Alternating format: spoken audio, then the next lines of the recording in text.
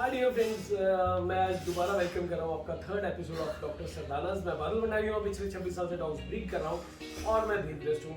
आज मेरे लिए बहुत प्लेजर मोमेंट है जब मैं डॉक्टर सरदाना के साथ में बैठा हूँ और इनके घर पे आया हूँ। बहुत टेस्टी सी हमने चाय भी पी और डेफिनेटली बड़ी प्यारी सी फैमिली है। उससे भी अच्छे ये इंसान है जितने बढ़िया डॉक्टर है। सो इस थर्ड एपिसोड को कंटिन्यू कर रहे हैं। आप जो भी आपके माइंड में क्वेश्चन आ रहे हैं, कुछ भी कंसर्न आ रहा है, आप विदाउट एनी हेजिटेशन नीचे कमेंट कीजिए। हमारी पूरी कोशिश रहेगी कि हम अपने नेक्स्ट एपिसोड में उसे कवर करें।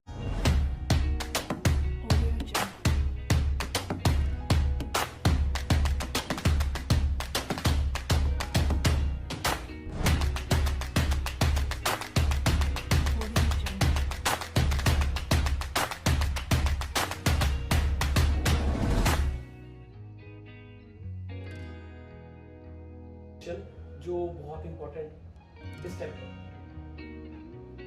डिस्टेम्पर एक ऐसी ब्रीड है जिसके लिए लोग कंफ्यूज हो जाते हैं। लोगों को बहुत ज्यादा पता नहीं है। आप ही की तरफ से क्वेश्चन पूछ रहा हूँ। अगर डॉग सोया है और वो टांगे हिला रहा है या बीप कर रहा है, मुंह से कूं कूं कर रहा है, लोग उसको भी डिस्टेम्पर समझ लेते हैं। उसका रीजन ये है कि आप वेटनरी डॉक्टर को जाके कैसे उसको आप क्या प्रिटेंड कर रहे हो। आप बोल रहे हैं भैया रात को ये सोए सोए हिल रहा था, इसकी आवाजें आनी शुरू हो रही है। वो डॉक्टर को ये नहीं पता कि वो सपना ले रहा था या बाकी उसको फिट्स आए थे। डॉक्टर साहब मैं गलत तो नहीं कह रहा। एक पॉइंट तो ये है। दूसरा, जब डिस्टेम्पर के फिट्स आते हैं और एपिलेप्सी के फिट्स आते हैं, आने फिट्स दोनों में है, लेकिन दोनों में क्या डिफरेंस है और क्या ये क्यूरेबल है या नहीं, और क्या उसके बाद में आपके डॉग की लाइफ नॉर्मल होती है कि नहीं, भाई बताएंगे। ऐसे है जो डिस्टेम्पर वायरस का जो ट्रीटमेंट डिपेंड करेगा कि उसका डायग्नोसिस किस लेवल पे होगा। ठीक है।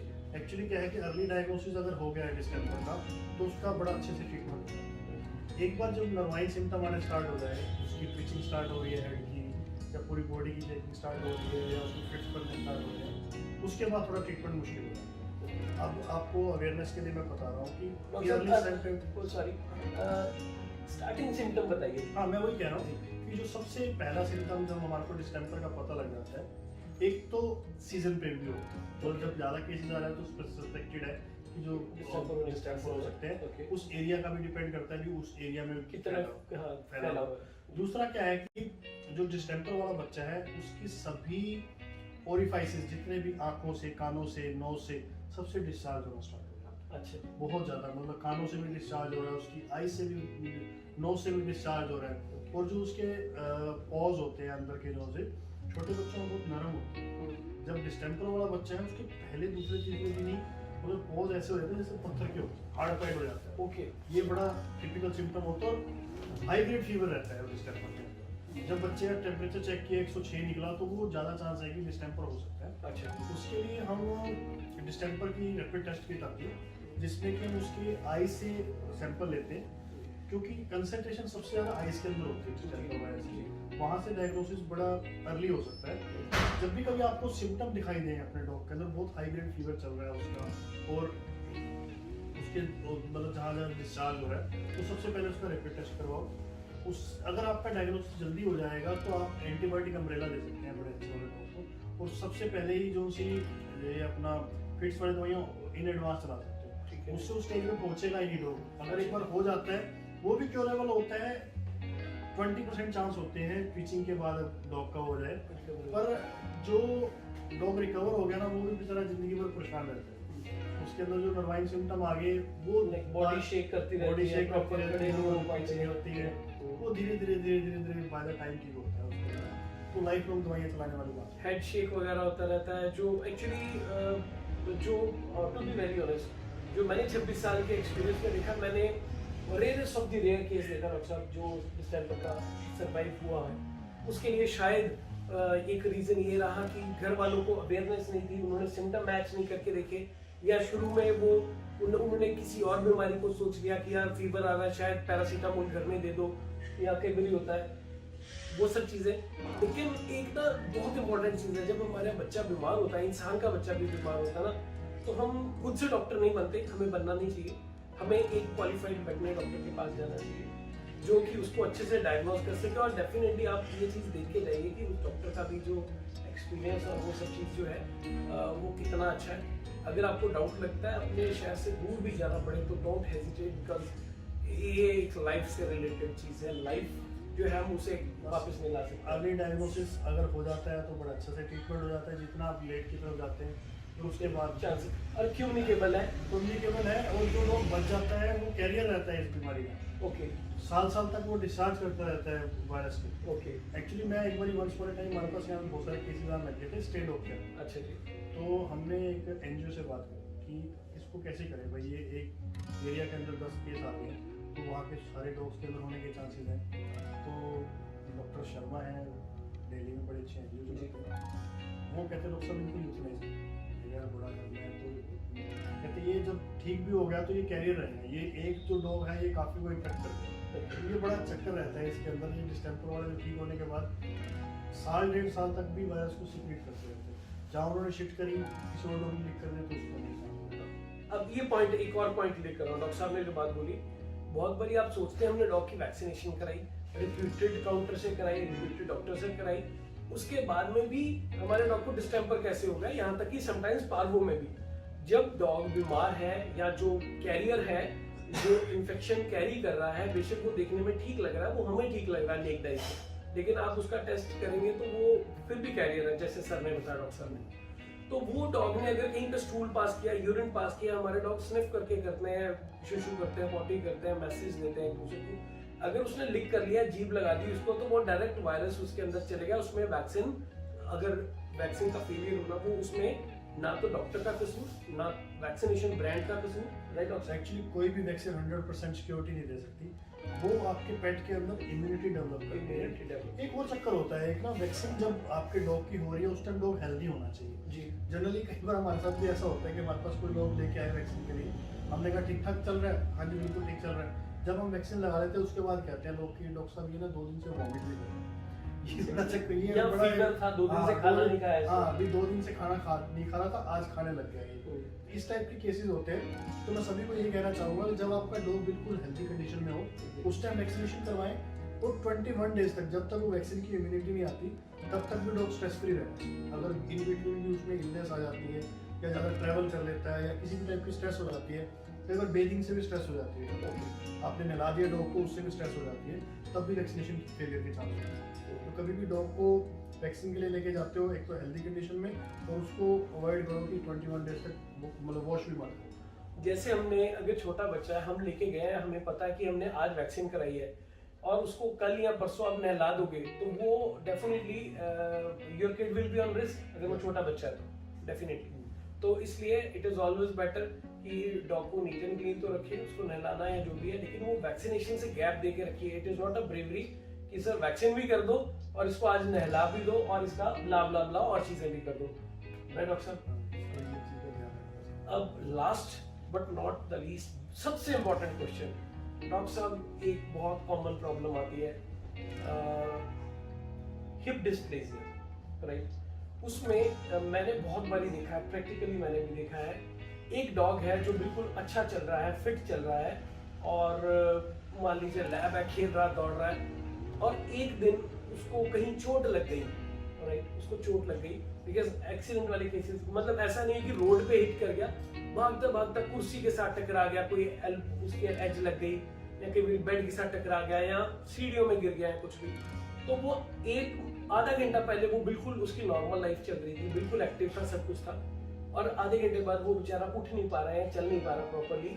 और जब हम वेटनरी डॉक्टर के पास जाते हैं तो ये क्वेश्चन एक्चुअली मेरा नहीं है, मेरे I know the answer, but मेरे जो हमारे भाई के, आपके भी और मेरे जो फॉलोअर्स हैं, जो हमसे उम्मीद रखते हैं हम उन्हें उनके क्वेश्चन का आंसर देंगे, उससे बोल दिया जाता है कि ये जेनेटिक है और ये हिप डिस्प्लेसिया हो गया है। डॉक्टर साहब, वो इंजरी हो सकती है या सिर्फ हिप डिस्प्लेसिया ही है?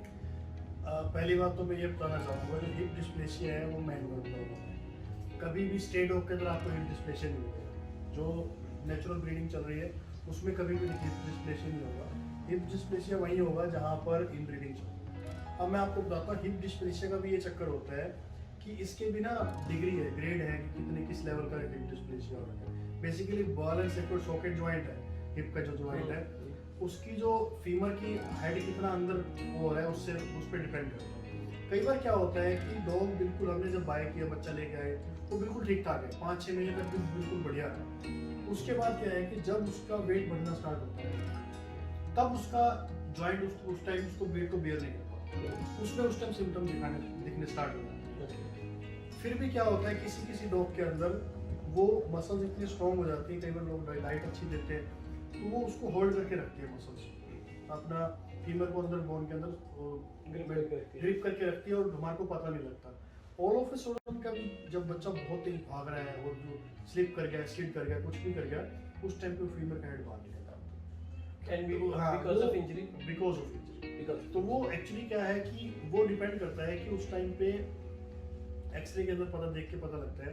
एक्सरे भी ना कई बार लोग मेरे पास ना बड़े एक एक्सरे उठा के ले आते हैं कि देखना कि इसमें डिस्प्लेसिया है कि नहीं।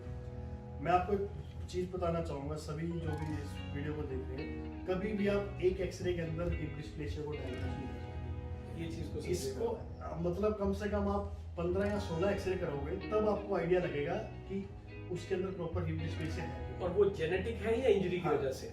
देखिए जब हिप डिस्प्लेसिया है मतलब जैसे hip dysplasia is dislocation of hip जो है फेमर बोन का डिसलोकेशन होना, इट कैन बी जेनेटिक। लेकिन अगर आपका डॉग खेल रहा है, बिल्कुल मेरे एक बहुत डियर वन है चंडीगढ़ में, उनके पास में एक गोल्डन रिट्रीवर है, मैं उसका अपने वीडियो जरूर बना के डालूंगा।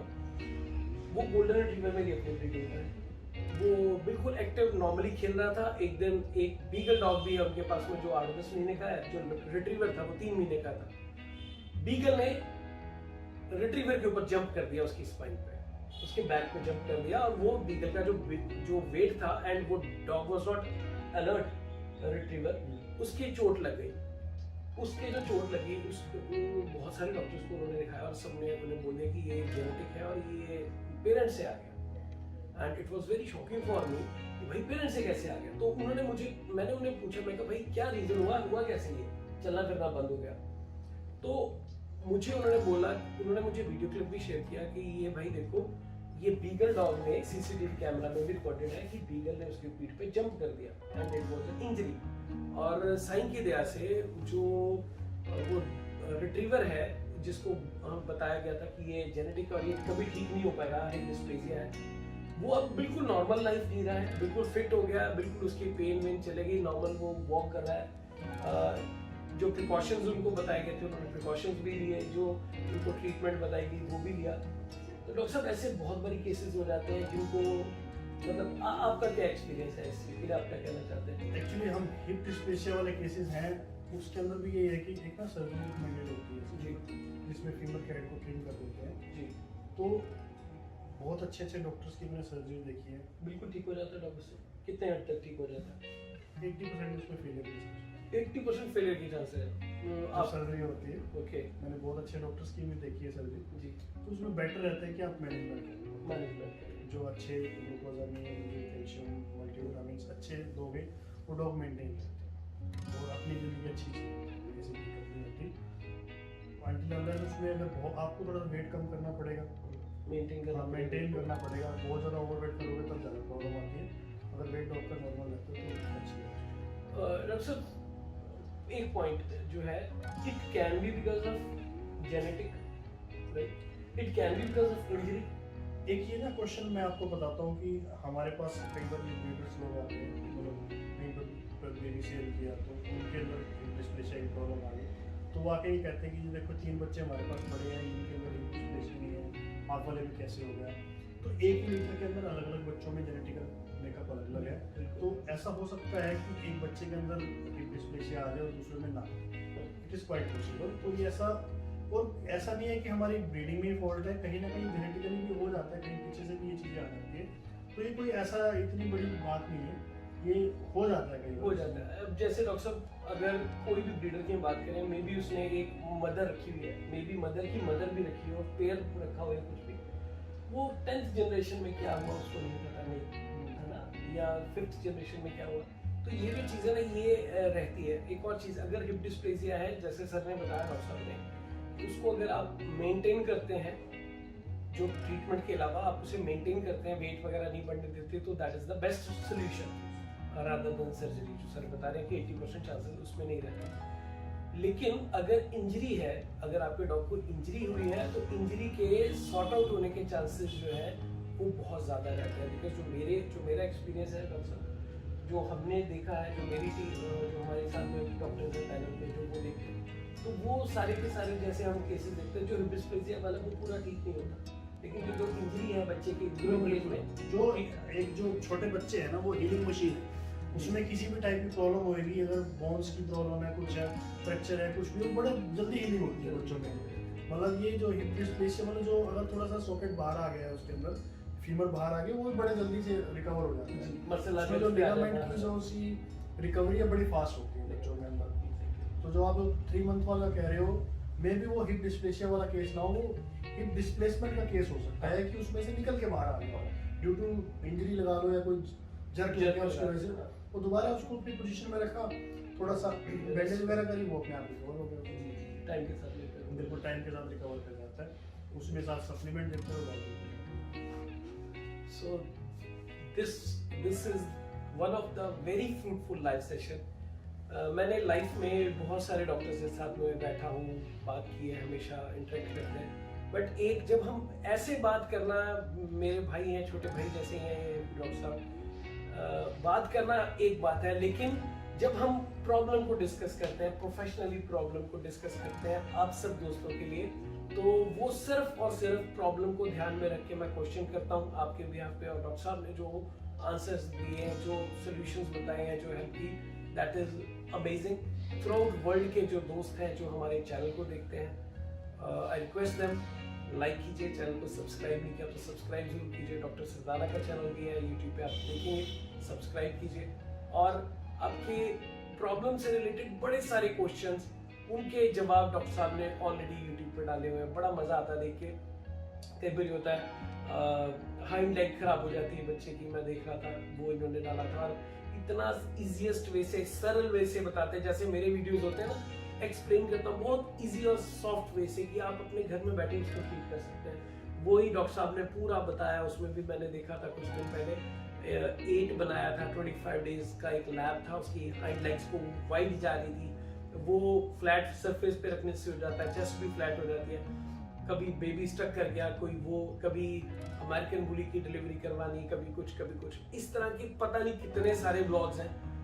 वर्बली तो मैं बोलूँगा तो वो तो शायद 2 घंटे इसी टॉपिक पे बोलता रहूँगा। और डॉक्टर साहब कुछ और कहना चाहते हैं हमारे चैनल के लिए, हमारे फॉलोअर्स के लिए? बस सर, आपके चैनल को मैं रेगुलरली वॉच करता हूँ, बड़ा अच्छा आपकी वीडियोस होती है, तो आपसे मेरे को बहुत अच्छा लगा। तो ये जो शायद लोगों को कुछ सीखने को मिलेगा, जो बिल्कुल जी, बिल्कुल। आज ये वीडियो बनाने का पर्पज़ ये था कि डॉक्टर साहब से कुछ सीखने को मिले, और आई बिलीव हमारे जो फॉलोअर्स हैं उनको कभी भी हेल्प चाहिए हो तो आप एक बार हम किसी दिन डेट डिसाइड करके आपके इंस्टाग्राम पे या मेरे इंस्टाग्राम पे लाइव आएंगे, लोगों को अगर कुछ पूछना चाहेंगे हम लाइव क्वेश्चन आंसर कर पाएंगे, लाइव सेशन कर देंगे, ताकि अब कुछ लोगों को हमने हिप डिस्प्लेसिया डिस्कस किया, किसी को डॉग को नहीं है तो उसका इंटरेस्ट नहीं क्रिएट हो जी, तो हम इस टाइप का लाइव सेशन भी कर सकते हैं, जिसमें हम साथ के साथ बताएंगे। बिल्कुल, कि आप किसी भी टॉपिक पे, आपके डॉग का कुछ इश्यू है किसी टॉपिक पे, जैसे मैं ऑफ कोर्स लाइव सेशन करता हूँ, लेकिन उस दिन ये करेंगे, मजे की बात ये होगी कि मैं और डॉक्टर साहब दोनों इकट्ठे बैठे होंगे, और आपके जो क्वेश्चंस हैं उनका आंसर देंगे, वो और ज्यादा फ्रूटफुल होगा और बहुत मजा आएगा, क्योंकि उस चीज में 2 एक्सपीरियंस रहेंगे, मेरा भी और डॉक्टर साहब का भी, would be the best of course. अब इससे ज्यादा क्या कमिटमेंट मैं भाई से ले सकता हूँ आप सब दोस्तों के लिए, फॉलोअर्स के लिए। So dear friends, I hope ये जो पूरे का पूरा 3 एपिसोड मैंने जो आपके साथ शेयर किया आपको पसंद आया होगा, और मेरे भाई ने बहुत सारा टाइम निकाला मेरे लिए बहुत इंपॉर्टेंट चीज है, बहुत प्राउड मोमेंट है, और आप सब के लिए इन्होंने इतना सारा टाइम निकाला, क्वेश्चंस के आंसर दिए, it is really great honour. और इतनी अच्छी एक्सपीरियंस, इतना अच्छी नॉलेज, हर एक चीज को इतनी बारीकी से समझाना, क्यों है, कैसे है और कैसे ठीक हो सकता है, वो सब चीज बहुत मैटर करती है। This is one of my best moment, जब मैं किसी वेट डॉक्टर के साथ बैठा हूँ और जिन्होंने हर एक चीज को इतने अच्छे से एक्सप्लेन किया, एलैबोरेट किया, ताकि मुझे भी कुछ सीखने को मिले, आपको भी सीखने को मिले। मेरा और डॉक्टर साहब का एक ही पर्पस था ये सारे का सारा एपिसोड बनाने का, कि दुनिया में जितने भी फर बेबीज हैं, किसी भी प्रॉब्लम से गुजर रहे हैं, वो हम उनको बेहतर लाइफ देने की कोशिश कर सके। Thank you so much. Sai दया करेंगे मुझ पे, आप पे, सारी दुनिया के फर बेबीज पे, डॉक्टर सरदाना पे, डॉक्टर सरदाना की प्रैक्टिस पे।